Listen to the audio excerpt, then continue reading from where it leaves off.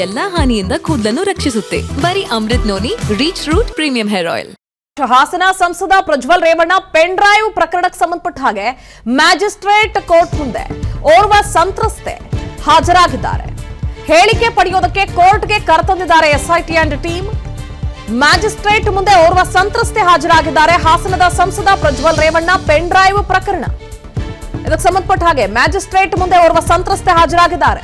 ಹೇಳಿಕೆ ಪಡೆಯೋದಕ್ಕೆ ಅಂತ ಕೋರ್ಟ್ಗೆ ಕರೆತಂದಿದ್ದಾರೆ ಎಸ್ಐಟಿ ಅಧಿಕಾರಿಗಳು. 164ರ ಅಡಿಯಲ್ಲಿ ಹೇಳಿಕೆಯನ್ನ ದಾಖಲಿಸಿಕೊಳ್ತಾ ಇದ್ದಾರೆ. ಸಂತ್ರಸ್ತೆ ಹೇಳಿಕೆಯನ್ನ ದಾಖಲಿಸಿದ್ದಾರೆ. ಇನ್ನು ಏನು ವೈರಲ್ ಆಗಿದೆಯಲ್ಲ ವಿಡಿಯೋಸ್, ಸೊ ಆ ವಿಡಿಯೋ ಒಂದರಲ್ಲಿರುವಂತಹ ಮಹಿಳೆ ಇದೀಗ ಮ್ಯಾಜಿಸ್ಟ್ರೇಟ್ ಮುಂದೆ ಹಾಜರಾಗಿದ್ದಾರೆ. ಹೇಳಿಕೆಯನ್ನ ಪಡೆಯೋದಕ್ಕೆ ಅಂತ ಕೋರ್ಟ್ಗೆ ಕರೆತಂದಿದ್ದಾರೆ ಎಸ್ಐಟಿ ಅಧಿಕಾರಿಗಳು.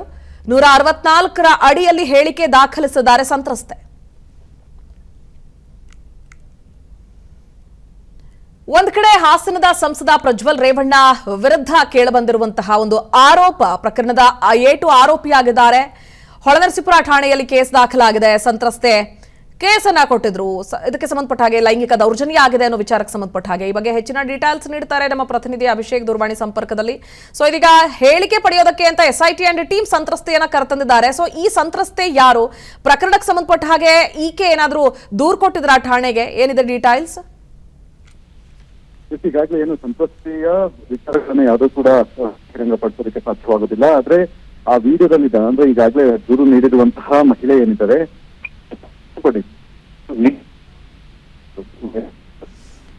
ಸಂಪರ್ಕ ಸಾಧ್ಯವಾಗ್ತಾ ಇಲ್ಲ. ಧನ್ಯವಾದಗಳು ತಮ್ಮ ಮಾಹಿತಿಗಾಗಿ. ಮತ್ತೊಮ್ಮೆ ಸಂಪರ್ಕಿಸುವಂತಹ ಪ್ರಯತ್ನ ಮಾಡೋಣ. ಒಟ್ಟಾರೆ ಹಾಸನದ ಸಂಸದ ಪ್ರಜ್ವಲ್ ರೇವಣ್ಣ ಹಾಗೆ ಅವರ ತಂದೆ ಮಾಜಿ ಸಚಿವ ಹಾಲಿ ಹೊಳೆನರಸೀಪುರ ಶಾಸಕ ಎಚ್.ಡಿ. ರೇವಣ್ಣ ಅವರ ವಿರುದ್ಧ ಕೇಳಿಬಂದಿರುವಂತಹ ಲೈಂಗಿಕ ದೌರ್ಜನ್ಯ ಪ್ರಕರಣ ಕೋರ್ಟ್ನ ಮೆಟ್ಟಿಲೇರಿದೆ. ಮ್ಯಾಜಿಸ್ಟ್ರೇಟ್ ಮುಂದೆ ಓರ್ವ ಸಂತ್ರಸ್ತೆಯನ್ನ ಎಸ್ಐಟಿ ಅಂಡ್ ಟೀಮ್ ಹಾಜರುಪಡಿಸಿದ್ದಾರೆ. 164ರ ಅಡಿಯಲ್ಲಿ ಹೇಳಿಕೆಯನ್ನು ದಾಖಲಿಸ್ತಾ ಇದ್ದಾರೆ.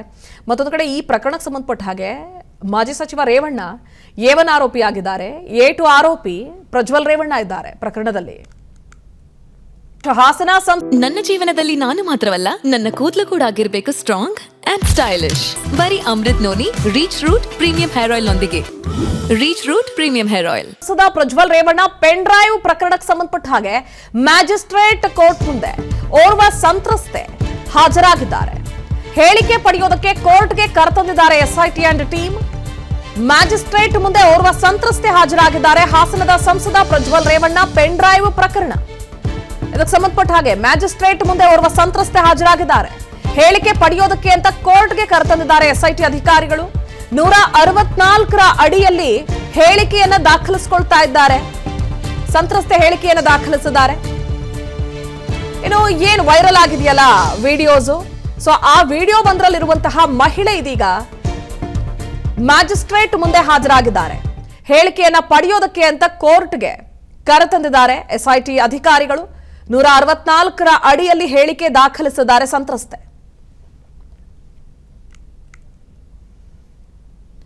ಒಂದ್ ಕಡೆ ಹಾಸನದ ಸಂಸದ ಪ್ರಜ್ವಲ್ ರೇವಣ್ಣ ವಿರುದ್ಧ ಕೇಳಬಂದಿರುವಂತಹ ಒಂದು ಆರೋಪ ಪ್ರಕರಣದ 7 ಆರೋಪಿಯಾಗಿದ್ದಾರೆ. ಹೊಳೆನರಸೀಪುರ ಠಾಣೆಯಲ್ಲಿ ಕೇಸ್ ದಾಖಲಾಗಿದೆ. ಸಂತ್ರಸ್ತೆ ಕೇಸನ್ನ ಕೊಟ್ಟಿದ್ರು. ಇದಕ್ಕೆ ಸಂಬಂಧಪಟ್ಟ ಹಾಗೆ ಲೈಂಗಿಕ ದೌರ್ಜನ್ಯ ಆಗಿದೆ ಅನ್ನೋ ವಿಚಾರಕ್ಕೆ ಸಂಬಂಧಪಟ್ಟ ಹಾಗೆ ಈ ಬಗ್ಗೆ ಹೆಚ್ಚಿನ ಡೀಟೇಲ್ಸ್ ನೀಡ್ತಾರೆ ನಮ್ಮ ಪ್ರತಿನಿಧಿ ಅಭಿಷೇಕ್ ದೂರವಾಣಿ ಸಂಪರ್ಕದಲ್ಲಿ. ಸೊ ಇದೀಗ ಹೇಳಿಕೆ ಪಡೆಯೋದಕ್ಕೆ ಅಂತ ಎಸ್ಐಟಿ ಅಂಡ್ ಟೀಮ್ ಸಂತ್ರಸ್ತೆಯನ್ನ ಕರೆತಂದಿದ್ದಾರೆ. ಸೊ ಈ ಸಂತ್ರಸ್ತೆ ಯಾರು, ಪ್ರಕರಣಕ್ಕೆ ಸಂಬಂಧಪಟ್ಟ ಹಾಗೆ ಈಕೆ ಏನಾದ್ರೂ ದೂರು ಕೊಟ್ಟಿದ್ರ ಠಾಣೆಗೆ, ಏನಿದೆ ಡೀಟೇಲ್ಸ್? ಈಗಾಗಲೇ ಏನು ಸಂತ್ರಸ್ತೆಯ ವಿಚಾರಗಳನ್ನ ಯಾವುದೂ ಕೂಡ ಬಹಿರಂಗಪಡಿಸೋದಕ್ಕೆ ಸಾಧ್ಯವಾಗುದಿಲ್ಲ. ಆದ್ರೆ ಆ ವಿಡಿಯೋದಲ್ಲಿ ಅಂದ್ರೆ ಈಗಾಗಲೇ ದೂರು ನೀಡಿರುವಂತಹ ಮಹಿಳೆ ಏನಿದ್ದಾರೆ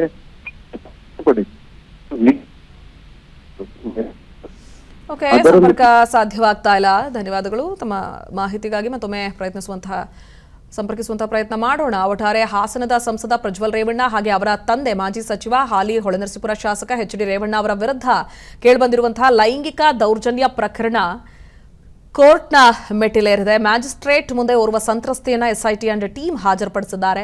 164ರ ಅಡಿಯಲ್ಲಿ ಹೇಳಿಕೆಯನ್ನು ದಾಖಲಿಸ್ತಾ ಇದ್ದಾರೆ.